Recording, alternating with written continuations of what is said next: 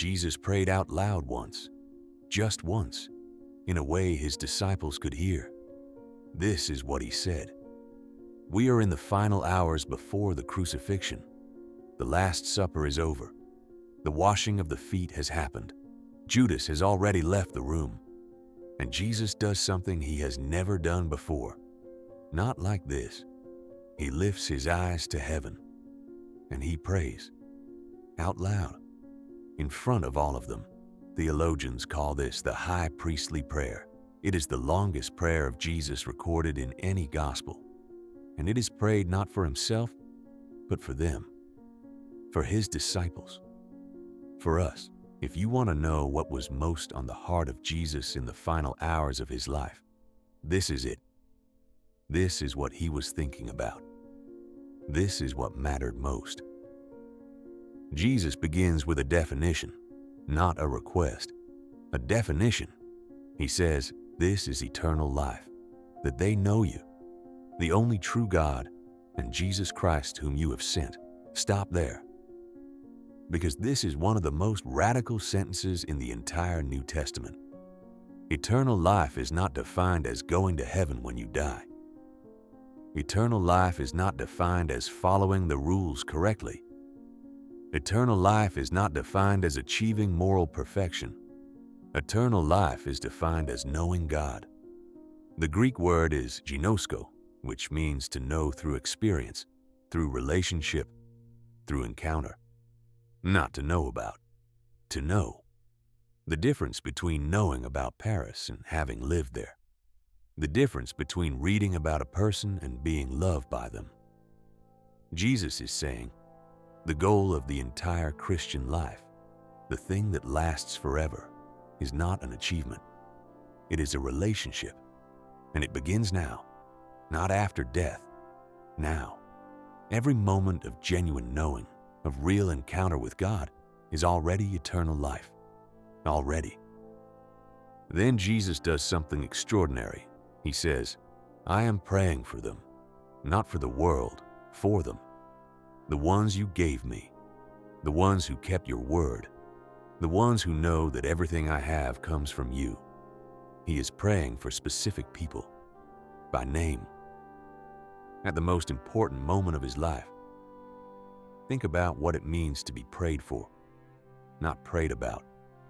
Prayed for. Someone bringing your name before God with love and intention. And Jesus is doing that for his disciples, for the people who followed him imperfectly, misunderstood him constantly, were about to fail him in a matter of hours. He prayed for them anyway. And here is the part that I cannot get over. This prayer, the one he prayed on that night, is in the gospel, which means it was recorded, which means it is still being prayed, which means Jesus, who is alive and interceding at the right hand of the Father, is still praying for those who belong to him, including you, right now. Someone is interceding for you, by name, at the right hand of the Father. And then comes the line that undoes me every time. "Holy Father, keep them in your name, so that they may be one, as we are one." He is not asking the Father to make them perfect. He is not asking the Father to make them powerful. He's not asking the Father to protect them from all suffering. He is asking for two things. First, keep them. The Greek is tereo, to watch over, to guard, to preserve. The image is of something precious being protected, not because it is strong, because it is loved. Second, make them one, as we are one. The unity of the Father and the Son, that same unity, for ordinary, failing, imperfect disciples. Jesus does not pray, "Make them better." He prays, "Keep them and make them one." That is what he valued most, not their achievement, their belonging, not their performance, their unity. The disciples heard all of this.